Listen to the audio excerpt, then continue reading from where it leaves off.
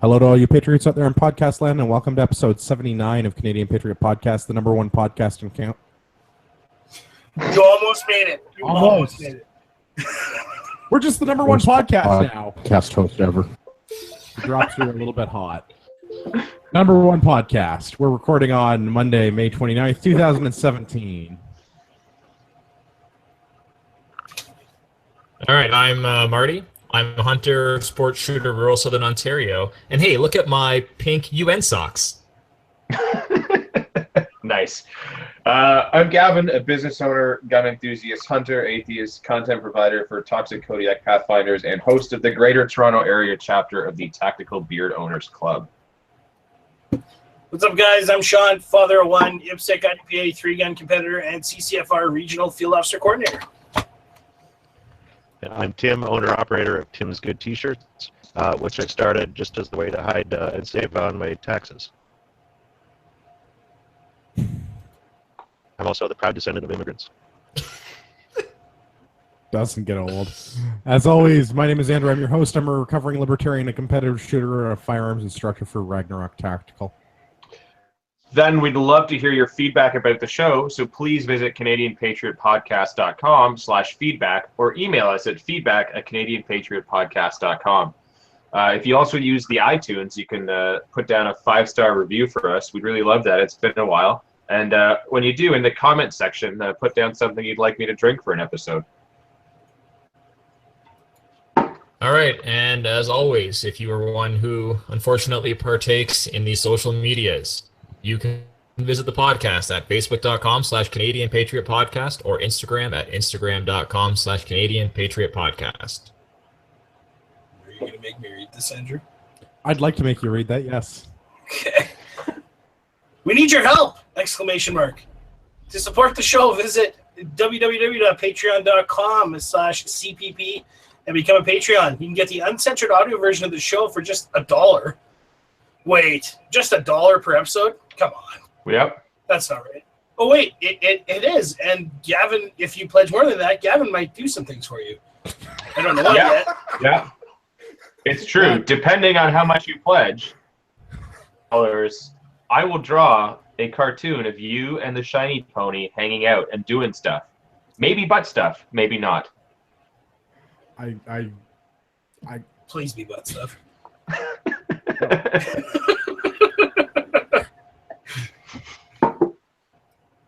There you go. Go to Patreon, guys. We need your help. All right, I don't know yeah, I'm not sure we're making Sean read that again. Let's go to what are we drinking? We'll start with Gavin.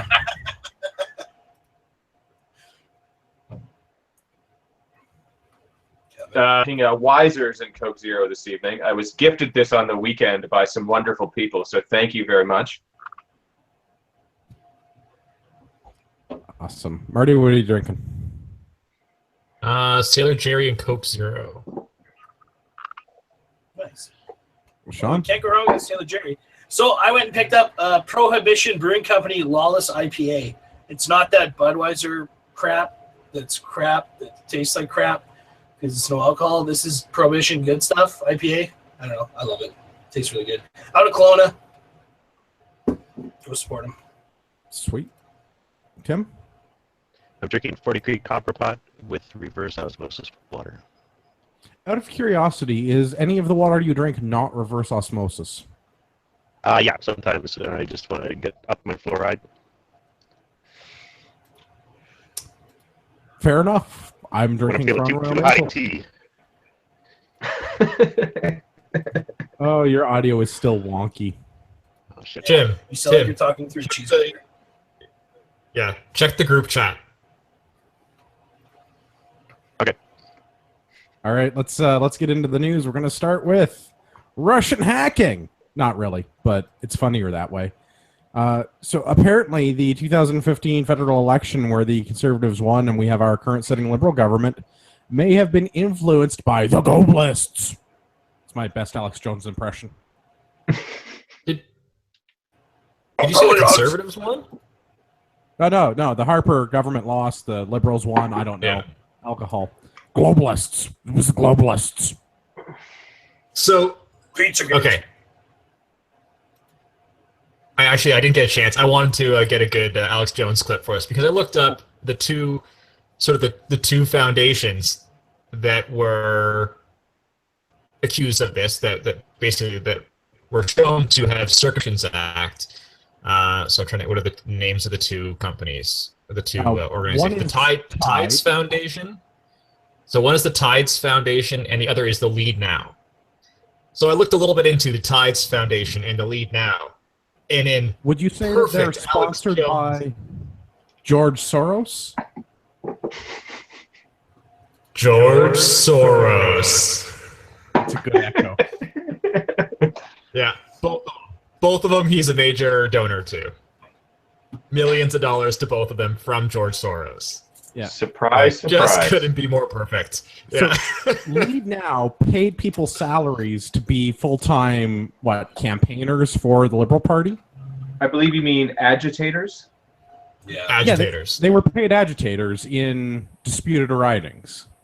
Mm-hmm. Yeah, they targeted 29 ridings, and they both said they won 25 from the Conservatives. And what's Tide about? They're more of an anti-pipeline, anti-oil organization? Don't they make laundry detergent? Yeah, it's Tides, plural, like tides. But they are, generally that's one of their main things is they're anti-oil. But they smell amazing. Sorry. All right, so no, it's good. That's Again, both these organizations, they're nothing. They're both just like pro New World Order, globalist bullshit organizations. And all right, let's actually explain what's happened here. So hold on, like the Hulk Hogan New World Order, because I could get behind that. No, like the post Hulk Hogan alcoholic Scott Hall. Oh well, then no. F that. F that. So, as a quick sort of summary of what's going on here is that our Elections Act specifies that there's a maximum spending limit for a donation. So no one can donate over a certain amount, as well as there's no foreign investments that are allowed. And what's happened with these organizations is they've essentially fractured their donations. So it showed up as being many donations at the maximum amount, but because they're all coming from the same source, they've basically used this fracturing of the donations to circumvent the Elections Act. The same way governments get around getting the 3 quote system when they go out to purchase large items over $5,000, I think. That's what they do is they break the invoice. Instead of $5,001, they'll break it up into $999 times 5 different invoices or something. Yeah. So, yeah. Sneaky. yeah. So how much money did they end up pouring into the Canadian election that wasn't what's it max out at? It's $1,500 a person for political contributions? $1,550. So in total, it was split up over between 114 different sort of shells at $6 million. And then there's an $8,788 spending limit per riding for any election. Yeah. So having full-time campaigners in those ridings would likely have put them over their limit then. Yeah. So and just to put that in perspective,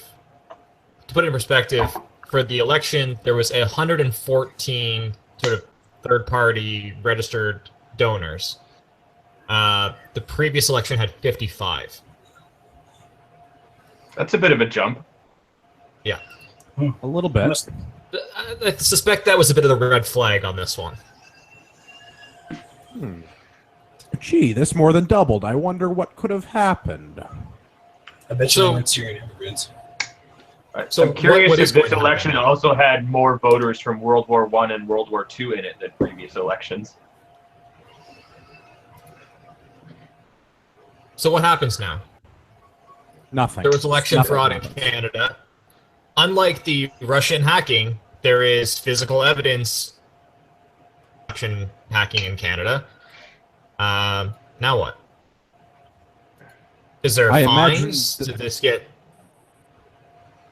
Well, we didn't even go after what's his face, John Oliver, for the episode that he did going on about how Harper is evil and that you should vote for Trudeau with Mike Myers and like the Mounties and stuff like that doing the dance number, like, which would have been easy. Like that was broadcast on TV. Like millions of people saw that. As an international influencer.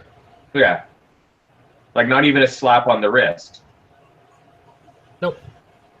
Like, I imagine that nothing will happen. This report's going to be brought before Parliament, and there will be discussion, and the Conservatives will cry, and the Liberals will laugh at them, and that will likely be the end of it. yeah, and then Trudeau will say that he'll go talk to whoever he needs to talk to. He will happily meet with the Ethics Commissioner to discuss any concerns she may have. Do you have it? Yeah. Play it. Oh, which one would you like though? 1, 2, 3, 18. Like, let's go number 9 because split it right down the middle. Number 9 response. Mr. Speaker, I'm very pleased to work with. One. No, it's not. Mr. Speaker, as you. Oh, French again. As I always said. French again. I'm pleased to work with the Ethics Commissioner and Conflict of Interest Commissioner to answer any questions she may have. That's what Canadians expect. There we go. I really wish that someone had the ability to do something with this, but I don't see any sort of political backlash happening. I don't see any sort of fines or penalties being imposed. I imagine the government is going to go on being the government. Yeah, it's a little late when like you're already in power and the people that are supposed to investigate it are the people in power. You know, like. Now there has been cases in the past where parties have spent over their budgeted amounts on elections, and then like basically they've had to either refund excess spending, or they've had that amount removed from their future budget per campaign. So, but it's like a salary cap. Potentially, right? So potentially they could look at something like that, but I don't see anything. I agree with you guys. I don't see anything happening. I don't see any Canadians upset about this, that foreign governments are circumventing our laws. Tim is so mad he hasn't said a word. Well, that's the thing. Yeah. That's the thing, Marty. Like, it's just not only will there not be any legal action, but the populace aren't going to care. No. How's the audio? So, where's our media? Audio is good. Good. Thank you. We have in Ontario, like Wynn has broken the law. A couple of years ago, the OPP said I forget what exactly it was, but the OPP said we know she's broken the law, but we just can't find a court that would prosecute her. So like nothing is going to happen, and the majority of the population aren't going to do anything. Is now the time for violent insurrection? Because I feel like this might be the time for violent insurrection. Gavin, do you sell wood chippers? We do actually. We do. Are you looking to chip some wood? No. I'm pretty certain that now is not the time. But in like a couple hours, once the live button is off, maybe. Yes, now it's definitely not. But talk to me later. I don't know, at what point is the Canadian populace going to get mad enough to do something about this? Because this is, like, I'm going to quote Twisted Sister. I'm mad as hell, and I'm not take it anymore. But there's one of why are there not other millions of outraged Canadians about this? Because they don't even know. To answer, that's why it's not time. Is because Canadians aren't upset yet. I don't understand what needs to be done to get them upset. For one, I think is they need to be informed, and right now people don't care. Yeah. Well, yeah, because their guy one is in power, so what do they care? Yeah. They would have to admit that they were wrong when, with all this anti-Harper stuff. So you're saying that Harper's the left is doubling down on their antics at this point? I think so. It's a willful. They always do. Yeah, maybe even tripling down. So I don't even think that it is willful ignorance. I think that the left at this point, people that vote left are ignorant on all of the issues, and they vote whoever the funny person on the TV tells them to vote for. So we're laying this squarely at the feet of John Oliver. Yep, and the CBC. There's no one on the CBC that's funny. No one. Okay, maybe Don Cherry. He's angry more than anything. I know, that's what I like about that man. That and his dress sense. That's definitely funny. Don Cherry's a national treasure.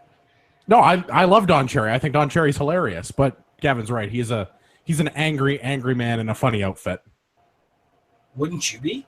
Yes. Yes, If I you were would. that old and wore suits like that? Yeah, but you realize your tax dollars pay for those outfits. Of course. And they have Our tax dollars years. pay for way stupider things than that. Some of which we'll talk about later in the show. Yeah. I was going to say that's a nice segue, but we got something more important to talk about. All right. Tim, would you like to tell us about the poutine thing? The poutine thing. Oh, geez. Yeah, the poutine is now cultural appropriation for everyone who isn't from Quebec. I don't understand this. So Yeah, I know. this is in the National Post, the Hang on same a second. national newspaper that just brought us the story about how foreign. I don't even know what, like, foreign powers, foreign money influenced Election the fraud. last Canadian election. Yeah, like the globalists. And now they've got a story about poutine is cultural appropriation if you're not Quebecois. Sorry, guys. I'm very misinformed or uninformed on this issue. Could somebody please remind me which country Quebec is in? It's in Quebecistan. Quebec belongs to the country of Quebec. It's a protectorate of Canada.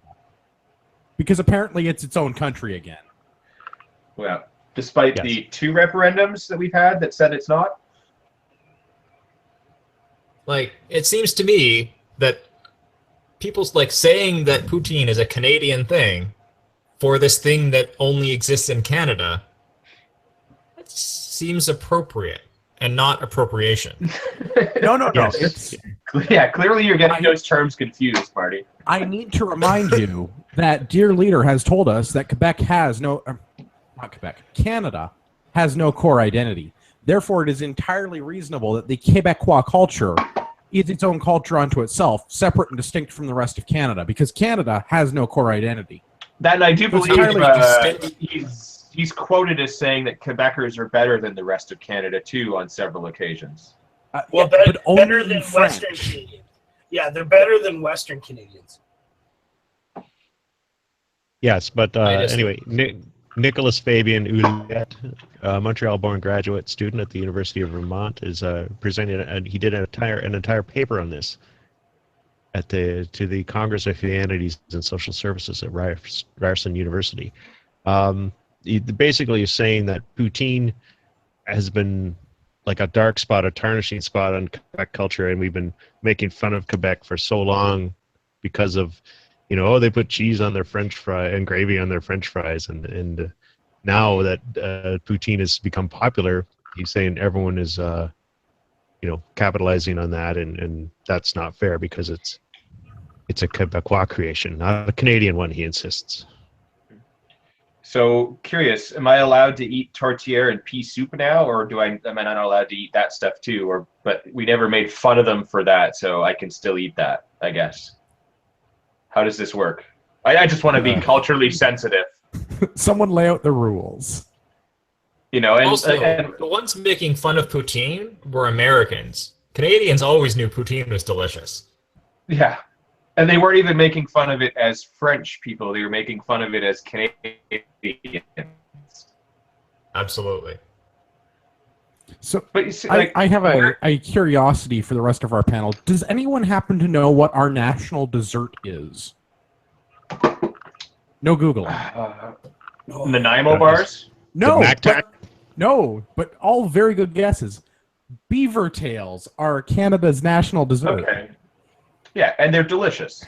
I didn't realize that until I traveled outside of Canada and was informed that that is our national dessert. Because I, much like you guys, figured, Nanaimo bars, lemon squares, MacTac, something like Canadian, right? No, a Quebecois dish that you can only get in like 2 places in Quebec and 1 place in Ottawa.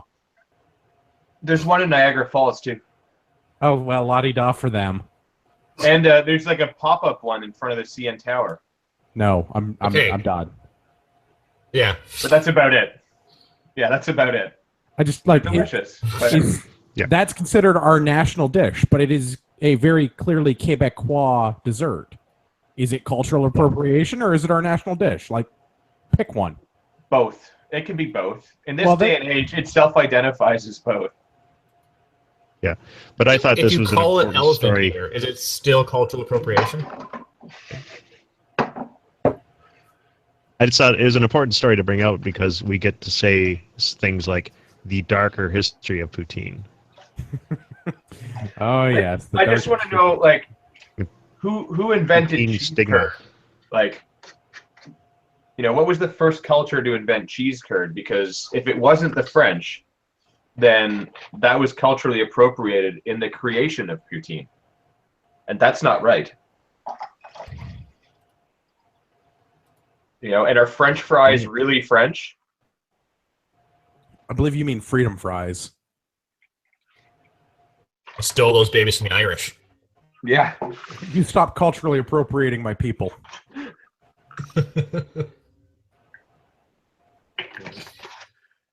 Well, more your wife's people, but... Yeah. There's 7% my people as well, I just found out the other day.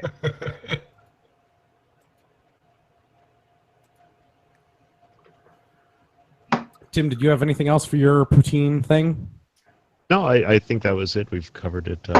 We've talked about the dark history of poutine and how Quebec has grappled with poutine stigma, and now that it's popular, that Canada is taking advantage of poutine madness and riding and profiting from riding it. Their coattails. It's clearly cultural appropriation. All right, let's go into the next one. We've learned that the Trudeau Liberals have managed to set history as the highest per-person spending outside of a war or major recession. I don't even understand how. Well, that's easy. They take the checkbook, or they just give it to everybody, and let them write their own checks. So I thought I thought this was really bad because it was the Harper Conservative government was giving out like $8,000 per person. It's only like a little bit like it was like $40 less than what the Liberals are currently giving out in non-adjusted dollars. And then I was like, oh yeah, there was like a major world recession when that happened, and Canada got by relatively unscathed when we went through that giant recession. Yeah. Also, that was a minority government. Yeah, so it's not like they could have given out much more money if they wanted to. But they couldn't have given out much less either. Yeah, so I thought that was an interesting way that this article in the Financial Post started was, well, the evil conservatives, and I'm like, oh wait, hold on, the evil conservatives, yeah, minority government, giant global recession, still gave out slightly less money than the Liberals. Yeah. Interesting. And to be fair, I'm sure a lot of the stuff that they spent it on was probably ridiculous and useless as well. But so I think you have to look at the core philosophy. And for that, I have a clip here. Deficits are a way of measuring the kind of growth and the kind of success that a government is actually able to create. So the yeah, budget will first balance place, itself. guys. Yeah. First place, guys. They're spending the most. They have the highest deficit of anybody else. So therefore, they're the best. That's right. Leveraging my non-existent children's future. Thank you, Liberal Party. We've already determined, though, that if we kill our enemies, they win. So the only way for us to win is to overspend. That makes sense. Right into the wood chipper. Justin Trudeau!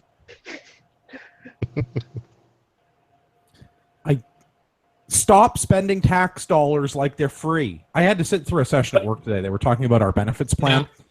And our benefits adjuster was going on about how it was wonderful that all these children under the age of 24 were going to get all this free pharmaceuticals now. I, much like the dick I am, pointed out that any children that any of my coworkers might have would all be covered under our company-sponsored plan. So how does that help us? Yeah. And it's not like your company-sponsored plan is going to go down in price. Oh, no. Their argument is the insurance company will not have to pay for the children under the age of 24 because the government is going to. Yeah, but they're still going to charge. Where's the government getting that money? Is that not still my tax dollars? Is this not still my Oh yeah, but at least like if your tax dollars went up and your, insurance premiums went down, it balances out. But no, your taxes are going to go up and your insurance premium is going to stay the same. So you're going to be spending more money. Yeah, that was the point I was making, and the communist that's in charge of our benefits program was like, yeah, this is a great thing. The government's going to give us all this money. You understand that that's our money, though, right? Like those are my tax dollars. You're just what you're proposing is actual communism. But guys, there's gonna be a reprieve, because unlike it says at the end of the article, unlike his father's record of spending, Trudeau's current plan is to actually start reducing person spending next year. So a 1.1% reduction by 2019-2020. So we're okay. We're okay, guys. So we'll get that balanced budget by the time that I actually have great grandkids. That's awesome. So here's a question. Now, going back to the comparison of the recession with the stimulus, sort of the stimulus money that was being spent at the time, and yes, we are somehow now exceeding the stimulus money that we were spending in the heart of a recession. But that money was spent on infrastructure projects. It was like any community projects could apply for that funding. All of that money was spent. All of that money was spent in Canada for the most part. Now, what we've seen from the bulk of the sort of larger expenditures that have been announced by the Liberal Party is they've been international. They've funded roads in Afghanistan, they've been funding projects in India, Afghanistan, right? $100 million. So what I'd be curious to see is how this, is actually like what the percentage difference is in terms of how much is being spent domestically versus what's being spent internationally from the previous government to the current government. I'm sure it is a massive amount. I feel like just from what we read in the news, I feel like our foreign spending has increased drastically under the current government. Like that's been all of their major expenditure announcements have been international. Instead of saying foreign spending, is there something you can say, like something you could call it that isn't so negative? Globalists. I'm pretty sure if you send an email to the UN and ask them, they could give you a penny for penny account of how much money we have spent on other countries, because they're probably tracking that to make sure that he spends enough to get his trophy. You suppose that's what it is? It's like your stupid kid can't get into college, but if you buy him a new library, they can? Probably, so yeah. If our stupid kid can't make an achievement, if we spend enough money on Afghanistan, maybe we'll get a shiny trophy from the UN? Yeah. I think Scientology is the better comparison. So, once you spend enough money, then your thetan levels get enough that you get the UN award. Except they never find out that the whole religion's bullshit. No offense to any Scientologists out there. Oh, but your religion is bullshit. Your religion is bullshit. If I haven't offended you, you're not listening to the right podcast. That's right. I think you just committed a crime. Well, the RCMP knows. While I was eating poutine. Yeah. While you were eating poutine. Yeah. Tom Cruise is on his place right now. Hey, if you commit a crime while eating poutine as a non-Quebecer, does that instantly make it a hate crime? Doubly a hate crime. Man, I've committed a lot of hate crimes then. I never knew hate crimes tasted so good. Yeah. I'm isolating that later. Jesus. Yeah. That's going in the new intro. Yeah. Who put the giant duck in the show notes? that would be me. Would you like to tell us about the giant duck? Okay, so for Canada's 150th anniversary, the Liberals are spending all kinds of dumb money. And one of the things that they've decided to do to celebrate Canada's 150th is pay $200,000 to bring a giant rubber duck to Toronto because of heritage. I'm Can not someone really sure explain how to me that why works we're yet. culturally appropriating rubber ducks now? The American-made, Dutch-designed rubber duck is coming to Canada to celebrate Canada's 150th. Is it Yes. coming in on a canoe? Still not clear on how that works. So, Please tell me I it's mean, coming in on a gravy boat, because that would be awesome with poutine.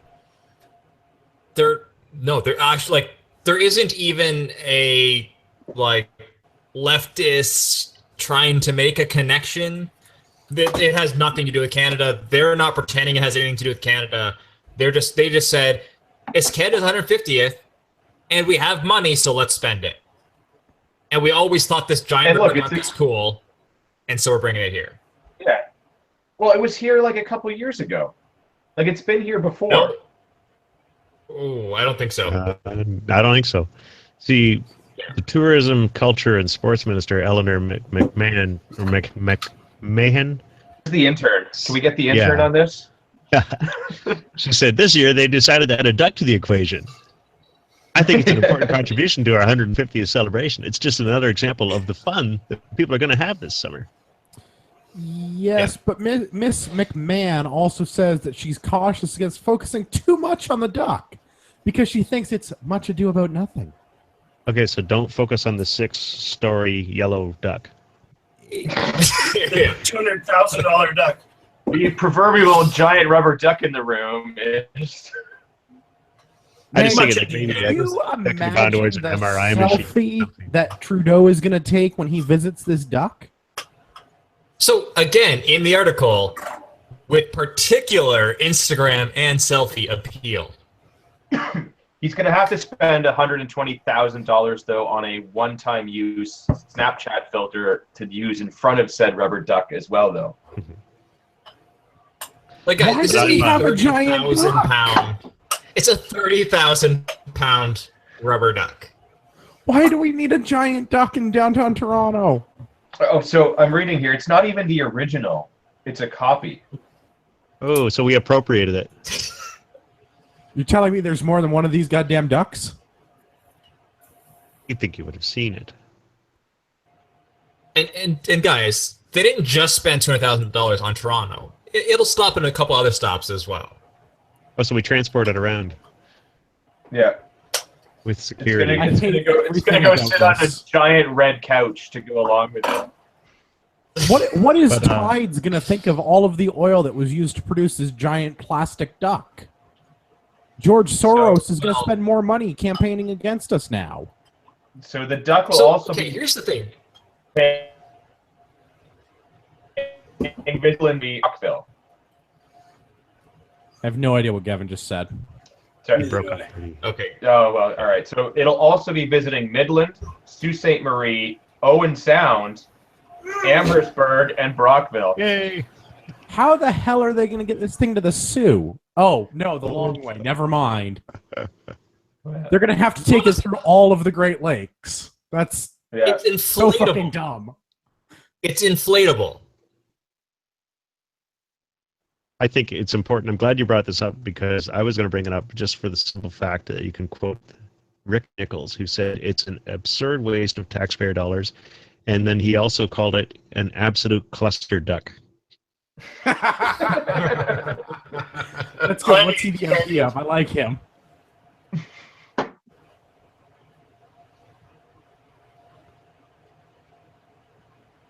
And I so Yeah. this part of this, $120,000 of that is coming from the Ontario government. Thanks, Wayne. Like, Because we're doing so well.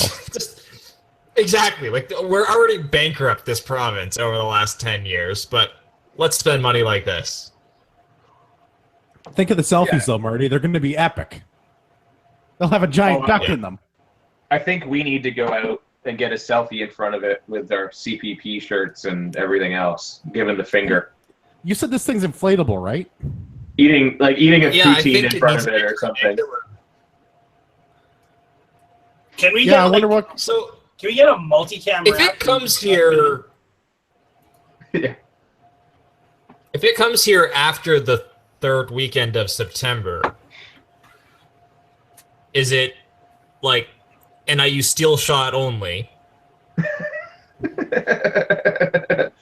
You will have the world's largest duck trophy.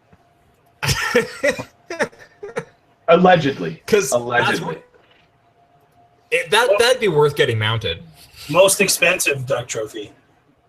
You need a pretty big mantle, though, to put that on. Man. But worth it. My dog would not have a good time bringing that thing back. Couple of trips. Yeah. A couple of trips. That's so fucking stupid. I got nothing. Yeah, like- Yeah, so It's cool. dumb. And what Yeah. Like, the fact that they're bringing it for the Canada celebration, and it's got no Canadian anything to do with it, is absolutely friggin' ridiculous. So one final comment, and it's going to the various cities as Gavin mentioned. I guarantee you, it's going to other cities because the government said, "Oh, if we only bring it to Toronto, everyone's going to complain that we're just spending money on Toronto. Where else can we just bring it cheaply to shut them up?" Regina. Owen Sound, the bustling. Yeah. So they just no, because there has to be a token Northern Ontario place so that the Northerners don't complain that it's only in Southern Ontario. That's all. Well, When it comes through- is the money is being spent to bring it to Toronto, and that's going to be 80% of the money, and then the last little bit is going to be to tour it around Ontario. Yeah. Well, I'm glad it can come through. After spending time in Toronto, it can come to Owen Sound and stay at and visit one of our many methadone clinics. It can clean up. Jim, you always brighten my day. Because we have 3. Is that enough for Owen Sound? It seems like No. a lot for one thing, but yeah, at the same time, it seems like you're still short a couple. Yeah. Well, we import people up here from urban areas. We all know urban What I'm areas. hearing is that what I'm hearing is that there's good market competition in Owen Sounds. You should be able to get a reasonable rate for your methadone treatments there. Oh, I thought you were talking about ducks. I thought we had a lot of inflatable ducks up here. Not yet. I could do you a 5-story orange duck. It's not the same. That would be appropriation. It's got to be yellow. What about like a 3-story inflatable poutine? That would be deeply offensive. Only if poutine is spelled the Quebecois way. That would be like a slap in the face. There's a difference. Could they make a blue duck? I've never seen a blue duck, and I've always kind of wanted to see a blue duck. What's that from? Billy Madison. Grown up. Oh yeah, Billy Madison. Okay, thank you. I'm like, I've seen this somewhere. There's a pop culture reference, and I don't get it because I don't pop culture, but okay.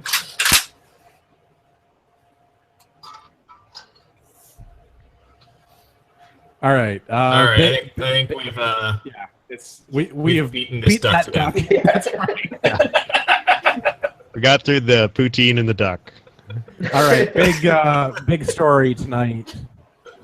The Conservative leadership election has finished. The convention is over. Maxime Bernier is not going to be the next Prime Minister of Canada. I Yeah. quit. I'm out. I'm done. So Andrew Shearer won. For All anybody who's not up to date on that, I imagine if you Oh, yeah, listen that to guy. our, I imagine Yeah. if you listen to our show and are concerned about who won the Conservative Party election, you already know that Andrew Shearer won. Indeed. Now, I will say, step back from the ledge.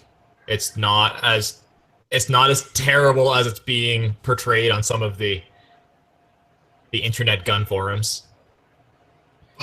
I don't think it's a terrible thing. I am not especially happy with the outcome of it. I was really hoping we could get Mad Max because he is the most libertarian candidate I have seen in a federal election in the length of time that I have been paying attention to politics in this country. Without being Mad Max, too libertarian. No, that's where I think we would have ran into an issue with him in the general.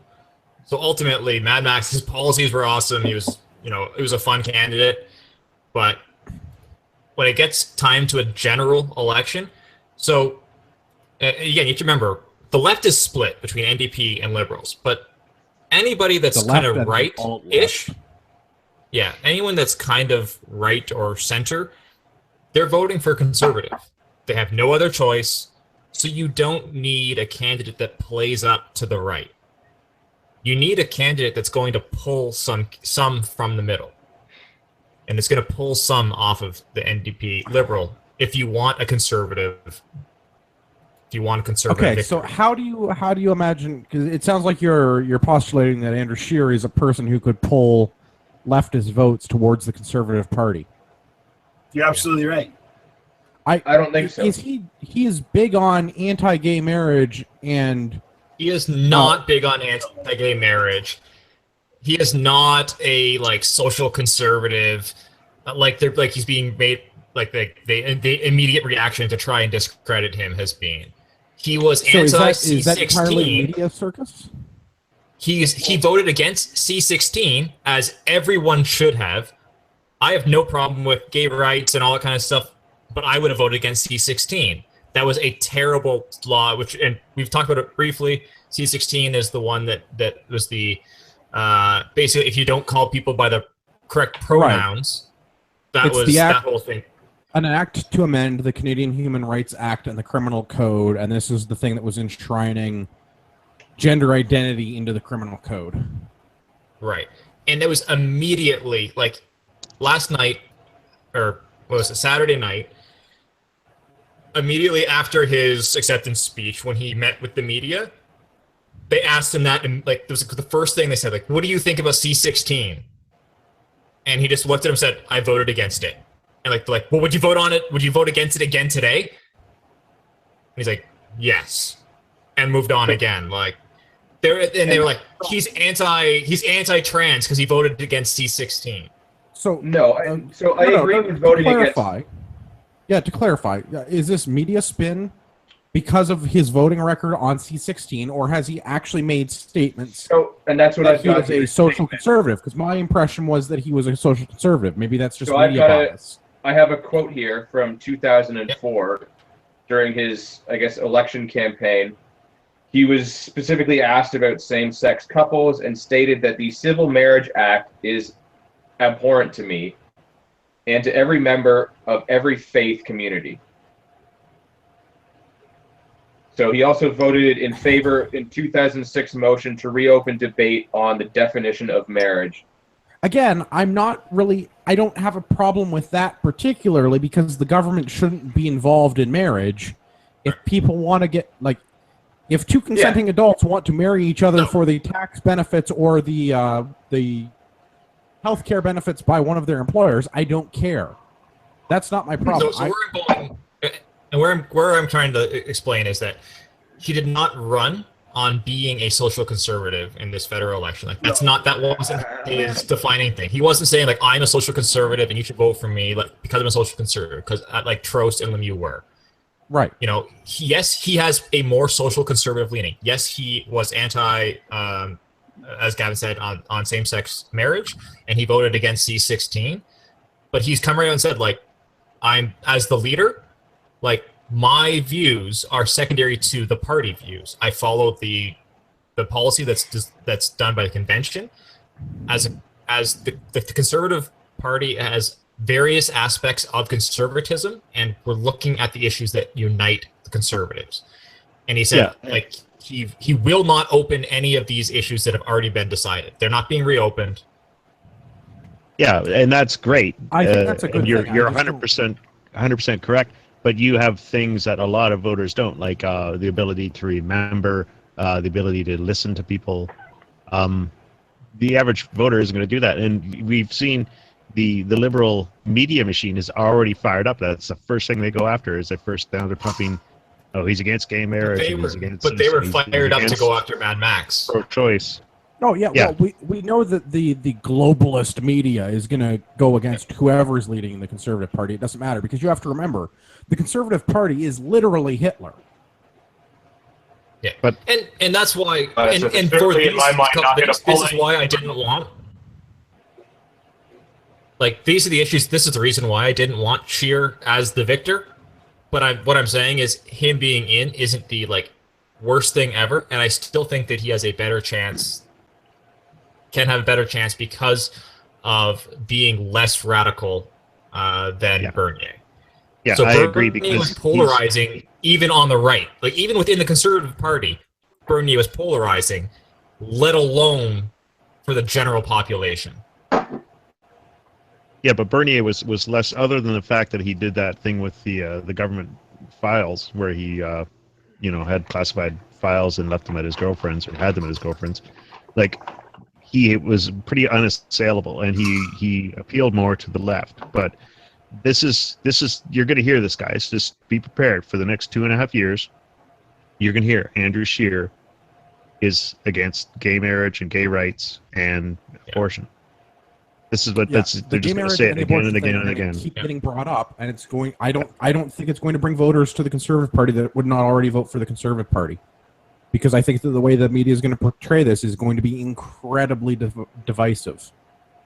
Yeah. Not that they wouldn't have done that with any other candidate. I'm just saying that this particular candidate, being a social conservative, opens himself up to those sort of personal attacks. Yeah, but like he said, this is not an issue he's going to get into. Yeah. So it's going to be, honestly, I think the biggest thing for him is not, that is going to be a hurdle for him. I think the biggest thing for him is, over the next 2 years, he needs to learn how to speak, and he needs to learn how to not grin while speaking. He is kind of creepy looking, isn't he? Oh yeah. Guys, I saw him speak at the CSSA AGM, and that's what sold me on him. You know, he speaks, he commands the crowd, man. He turned it on, and he crushed it. I was voting for Max up until that night, man. So why did he not have that presence during? Very good. Yeah, I say policy-wise, he's very good. Debate-wise, his answers he was one of the best answer-wise in the debates, just not delivery. But the words that came out of his mouth were very good. Mm-hmm. And his sound bites coming out of the actual House of Commons, where he's calling liberals on their bullshit, it's phenomenal. There's a clip floating around the Facebooks right now. I think it's 10 minutes long of him just bragging on him. It's awesome. So he does know how to talk. Yeah, in terms of firearms, they're very similar. The one thing that Scheer, I have not heard him say that I would have been happy with Mad Max was the magazine restrictions. And not that I'm saying that Scheer won't do that, but I just haven't heard him make a call either way on the magazine restrictions. Yeah, it's right in his policy that he's going to repeal the magazine restriction laws, such as, and he names the Rear 1022 issue. Right. So I saw him make the statement around the 1022, but the 1022 magazine issue is different than magazine capacity. Okay. Yeah, if he was going to actually, and this is a problem that I have with some of his platform in general, is that it's not very specific. And I understand there is a lot of things that he has to be aware of and be able to speak on, so he can't get into the specifics of many issues. But when it comes to someone like me, who is essentially a single issue voter, because I base your entire policy on how you treat personal property rights, if you can't answer questions about magazine capacity or suppressors or whether or not the RCMP should have the power to define what is or is not prohibited, I question how. Well, he did answer that, man. He's answered some of that. Yeah. He specifically stated. Yeah. Well, no, He's answered nobody some asked him of about specifically about suppressor. He's answered most of that. The only thing that I said, it's not that he hasn't avoided the answering. Just be clear with that. I have not seen a question directed to him about magazine capacity restrictions, and that wasn't specifically called out for on his platform. That being said, guys, I mean the way the conservative, the way the leadership is in Canada, is the Prime Minister does not make the policy. No. It comes up from the party So convention, holy- which it's the what nows? For guns, for firearm classification, essentially dictated by the RCMP. Oh yeah, No, but no, the way no, that the party is run is by the policy convention that's held prior to the election. Yeah, that's true. Yeah, but hopefully the person in charge of the party has a big say in what that policy is going to be, because that's the platform that they ran. Oh no, I disagree. The person in charge of the party should have as little say as possible. So, the policy convention that just occurred is going to be the policy for the next election. And that was done before this election. I mean, I don't know. My problem is I don't even think the Conservative Party has a whole lot of confidence in him, because he didn't win because he got the most number of votes. He won because the least number of people disliked him. And that doesn't inspire me. Exactly. What, this is the same problem I have with him in a general election. That's what you need. Yeah. I don't think that he's going to be able to get the votes of people that would otherwise vote conservative in Quebec, because he's too boring. He doesn't inspire people to get excited about him. He's not going to pull some of those middle-of-the-road people that are on the fence between liberal and conservative. He's not going to get the French vote because he's not French. So it's very hard to win in this country without the French vote. That is a difficult. But they're saying he got more of the French, more of the Quebec vote than Bernier. Yeah, he did very good in Quebec. Even on the first round in Quebec, he was. Yeah, he was but you're second, looking. like, Bernier was like 35, and Scheer was like 28. Or Yeah, something like but that. you're looking at Right now. conservatives in Quebec, which is already a minority group. And a bunch of people didn't like Bernier because of his whole equalization payments thing, so they probably voted for somebody else. The big thing against Bernier, the biggest issue with Bernier, and it's what we talked about earlier, was his attack on supply management. Yeah. Dairy mafia. Yeah. That killed him. And I said that early on in terms of I think that would have killed him in general as well. That was a mistake. Yeah, there are articles specifically just about that, saying this is why he lost. You don't go after this ever. Yeah. Right. That it was, and it's one of those things where, in principle, it makes sense to get rid of, but it's a $35 billion of property that needs to be bought back from these farmers in order for us to save money on our dairy products.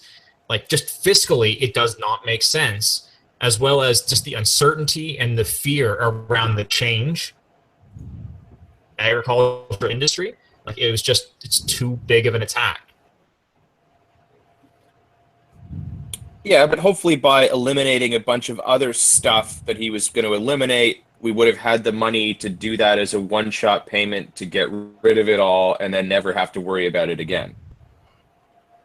Right, but people don't look at policies as a combined. They look at each individual policy isolated. Yeah. No, I think honestly, like, Bernier was the candidate that all of the conservatives were salivating over because he was a hard conservative, and that's exactly why I think that he would have been a poor candidate for the general.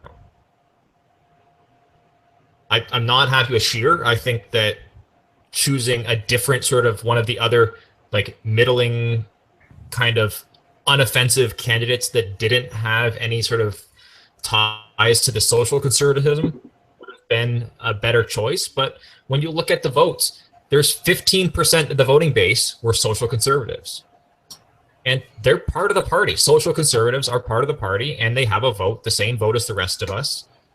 just like, firearms owners represent a portion of the vote, to the other candidates, if we put in a candidate that's like very strong, pro firearms, that's damaging in a general election. Similarly, social conservatism is damaging in a general election, but just like we have a vote, so do they. And so, yes, they've affected this vote at this point. And, we have Scheer now. I don't think it's as bad as everything's being made out from the right now. But no matter what, we have to get behind him. We have to support him and push him because Fuck yeah. there's no other alternative for us. Yeah, he's young. He's suave. I think he's a good-looking man. I wouldn't use suave. According Matt, pretty hard to him as leader. There may be another option. I don't know what Gavin is trying to say. Does anybody get that? Yeah. No, I don't know. I think he's going to vote Libertarian. Sure. Well, the Libertarian Party is trying to use this as a big move to draw otherwise conservative voters towards their cause because your Mad Max didn't win. Come to Tim Moen's party. It'll be a good time. Yeah. Which, we the real libertarians now. Yeah, so, sorry, I don't know, maybe my audio wasn't working so good, but yeah, Tim Moen came out in a video today saying that he would gladly step down as the party leader and let Mad Max take over. Great, so the Libertarian Party is still going to lose. That yes. Yeah, but they'll split the conservatives more. Right, that doesn't help. We need everybody who's to the right of Che Guevara to vote for the Conservative Party. Yeah, but what I thought was interesting, as I said, if we can get Scheer in to Prime Minister, then Bernier should be made Public Safety Minister. Yep, that's exactly what I said. Agreed. Yeah, I'm fine with that. Yeah. But Scheer's gonna need some meme magic. The meme magic will be hard. I mean, like this man's grocery list is going to be like plain yogurt, unflavored meat. He's got some good. Man, I saw him good quotes already. I saw him crushing some ribs at the CSSA dinner. The man has taste. Yeah, but I think his track record, I think, is going to hurt him in a full-out election. Yeah, but when he said, but he guys, what we're missing here is that he was also the youngest Speaker of the House in the history of the Canadian government. Okay, so I'm just going to say the man has talent. The man is going places. I want to talk about that briefly because, well, the man may be good in the political arena. Did we not just lose? The Conservative Party, did they not just lose the election to the youngest Prime Minister in the history of Canada, a man who has never had a real job, a man whose entire public life has been in politics? Now that was foreign interference. But now we've put. What do you mean his entire life was in politics? He had no experience in politics before he became the leader of the Liberal Party. Yeah. He was an MP. He was a fucking ski instructor. Yes, and a part-time drama teacher. I don't know. This other thing. But Scheer's work history was briefly answering phones in an insurance company, working for an MP's office, and then being an MP. He was a server at one of the biggest bars in Regina, I guess, and did really well, apparently. Does anyone know? That still doesn't qualify you to be PM. I'm not convinced that is good enough. But I will say this, from political experience, he was an MP for several years before he became Speaker of the House. Then he was Speaker of the House. He's still been a longstanding MP. He is an experienced politician at this point, who also at least have a job in the real world. I would be inclined to agree with Marty that he does still have more political experience than our current Prime Minister. However, he has very lacking, in my opinion, real life experience. Dude, a potato has more political experience than our PM, let's be honest. But our potato is halfway to being poutine, and really, that's still cultural appropriation. Yeah, but that's how you get the French vote. I think Scheer should work on his pratfalling. He should learn how to tumble down stairs. I'm not sure how that will help him. I think it would be funny, but I'm not sure how it will help him. It's skills that our current Prime Minister has. He should really start working on his pink sock game. Have you not seen that, Andrew? No. You can go on YouTube and go to Trudeau falling downstairs. I can go to So a lot of one things thing- on the internet, but no. Some of them Go you ahead, can't Mark. unsee.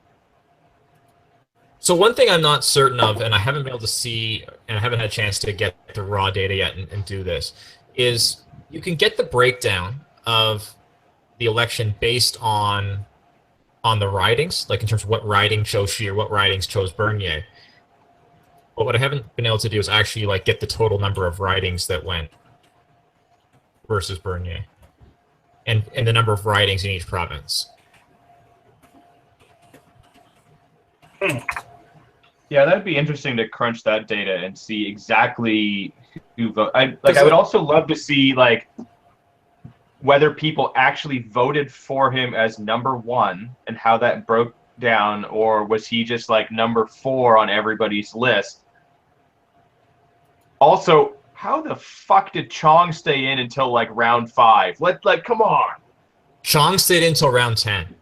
10? Well, like, even worse. Like, Yeah. So, yeah, Scheer came out of the gate. So he had 21.8% of the first choice votes, and Bernier had 28.89% of the first choice votes. And then basically the issue with Bernier was that he didn't get a lot of the second, third votes. Yeah. By comparison. Like Scheer, every round, as people got knocked off, every round he went up. he picked up, yeah. Yeah, and he picked up more than Bernier picked up on every round. Like Bernier would get a little bit, and he would get a little bit more every round. Yeah. But yeah, this whole ranked ballot thing is, I don't know. But I guess that's how they do it, so that's how it is, and you can't really complain about it after the fact, because that's the system they had in place. Yep, and Scheer ran a good ground game. Like he had in a lot of the ridings, like he had people out there helping people fill out their ballots. Like he had stations you could go to, and like they would photocopy your ID and make sure you filled out your ballots and correctly. And like he was out there doing stuff. Yeah, I'm curious. So I know one of the other panelists we've had on at one point, Mario, never received his ballot, and contacted them several times and they never got back to him. I also know that my girlfriend Angela never received her ballot either. So I'm curious how many other people had that issue and whether that had an impact or not. I mean, that's tough to say because there's no way of them knowing. Yeah. Like, there's no way that they could have not sent them out to Bernier supporters, right? Like, there's just no way. I know, but just in general of let's be how many other but not even for Bernier, but just like in general, how many ballots? Yeah. How many votes are missing? Yeah, were sent out versus how many were voted and all of that. And considering there is only 1% difference between the two of them at the end, like you're right that if it was enough, potentially it could. But I mean, I wouldn't start trying to. No, it's a curiosity more than anything. No, I'm certainly not doing that, but just as a curiosity. It's a globalist conspiracy. Right. Yeah, like if one of them was like super, super left-leaning in one, then I would maybe be a little suspicious. But given that the one that's more socially conservative won, I'm not calling a conspiracy on it because it would have gone the other way. Like if Chong had won, then I would have been calling conspiracy. Yeah, that's bullshit. Yeah. Yeah, Chong doesn't deserve to win much of anything. Yeah, but He deserves to win a helicopter ride. But what's interesting enough is when you look at the social conservative vote, basically the 15% voters that are social conservative. From what I can see, that 15% got split between the two of them as 10% went to Scheer, 5% went to Bernier. Yeah. So like if you look at when Lemieux and Trost got knocked out, their percentages when each one got knocked up and how that got split out amongst the others, it went to it's 10% went to Scheer, 5% went to Bernier. Weird. But you still wonder, like, what kind of system of government has it where Chong can even run as a conservative. The Canadian system. I know, but it's stupid. Like he clearly isn't conservative. Dude, you can self-identify okay, as the conservative same. if you want to. Yeah, but if you removed him, like would Maxine have got the vote?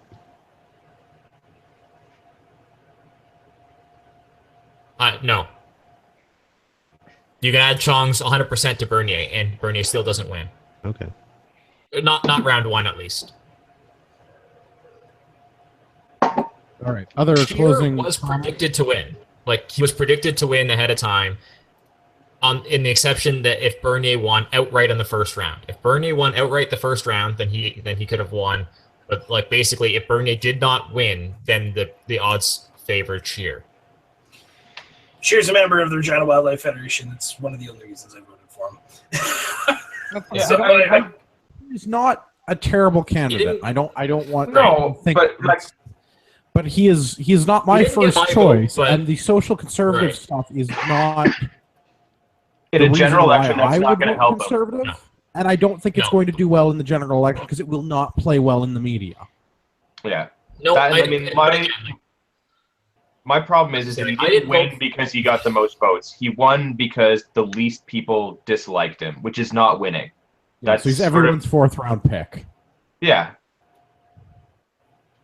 So again, same with Bernier though. Bernier got 49% because like he didn't pick up anything really. He stayed at from 29 to 31 between first and the ninth round. So Yeah, that's Bernier true. getting from 31 to 49 was all in the very last couple of rounds. So it's not like Bernier was No. the second and third choice for everybody. He was down the list on everyone else as well. But as we know, you So, only need a I would third have to of the say population lower. to actually vote for you to become a majority. So Scheer, he's not, he didn't get my vote. Similarly, I'm not a fan of that he is a more socially conservative leaning, but he didn't run as a social conservative. And as long as he can distance himself from that, which he seems already trying to do as much as he can. Yeah, like if those are his personal views, I have no problem with it. So long as he doesn't try to start regulating that stuff and enforcing those views on everyone else. And he's come out already saying that he is not going to do that at all. Like, yes, I lean more socially conservative, but as a party, we're going with the party line, that's what Scheer is. Like, let's be honest, Scheer is he's a party guy. He's just going to do what the party says. Fair enough. Gavin, do you want to tell everybody about the charity shoot? I do. I would love to tell everybody about the charity shoot. We Please have the do. charity shoots coming up. Excellent. July 8th in Guelph, the wonderful city of Guelph. It'll be Easy Guelph. now. Take about 10% off there. It's a Guelph Rod and Gun Club. It's a Saturday. Amazing list of sponsors. It's a $40 entry fee. You've got just over a month to get in on it. There are still spaces available, so go and do that. You can register at CanadianPatriotPodcast.com. Look for the button that says 7th Annual Podcast Charity Shoot. Click that. Register. Come on out. It'll be a good time. All the proceeds are going to Many to One, which is a first responders group. They help those that suffer from PTSD because they've seen some shit on the job. There will also be on the 7th, so the Friday, the day before, a Ragnarok Tactical Carbine class. So come on out, learn to shoot your rifle gooder. Especially you guys with them Tavurs. You don't want to pinch a finger in there when you're clearing a malfunction. So now's a good time to learn that. Again, all proceeds go to Many to One.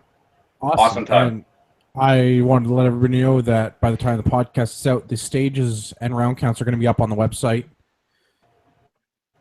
First time everybody's hearing about this on the internet. Maple Seed Course of Fire is 40 rounds of rifle ammunition. We're going to need at least 17 rounds of pistol, at least 14 rounds of shotgun, and at least 14 rounds of carbine ammunition. And that will get you through all 5 stages. We've had a few people asking if they need to bring a separate rifle for the Maple Seed and Carbine stages. No, you do not. You can use whatever you want on those stages. If you want to bring a 22 for the Maple Seed, go ahead. If you want to run your more expensive whatever rifle you've got on that one, go ahead. There is no problem with that whatsoever. You can even run your SKS, Trevor, because you're going to just be shooting paper with it. So no problems with steel core ammo on the rifle stages whatsoever. Cool. Gavin, where's the best place for people to stay in touch with you? Best places you can find me on the Instagrams at urbex_GTA, or you can find me on the Facebooks with the Toxic Kodiak Pathfinders. Or Sean? this podcast.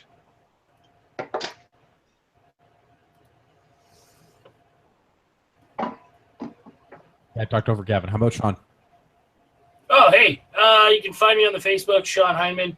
Instagram, Heineken44, I think. I still haven't verified that. I think that's like the 5th week you've said that. And Twitter, Heineken44, that's for sure. And CCFR, you can get a hold of me through there. I'm lost. I don't know what to say. That's it, boys. Good show. All right. You can find the podcast. We have a website. It's CanadianPatriotPodcast.com. We're on Facebook. Go ahead and share that with your friends, at least the ones that might vote conservative. If you share it with your liberal friends, you're probably getting your 3-day Facebook ban. It's Facebook.com/Canadian Patriot Podcast. You can email the show, feedback at CanadianPatriotPodcast.com. Let us know how we offended you. You can find me on Instagram at EDTactical or with Ragnarok Tactical, teaching you about guns and stuff. I have to apologize to Ragil Taka. We just couldn't fit him on the show tonight. I can only talk about so many leaders in our country, and tonight it was Andrew Scheer. For our listeners out there in podcast land, I'd like to remind them. Almost. You'd think by now I get the hang of it. For all of our listeners out there in podcast land, you are the true north, strong and free.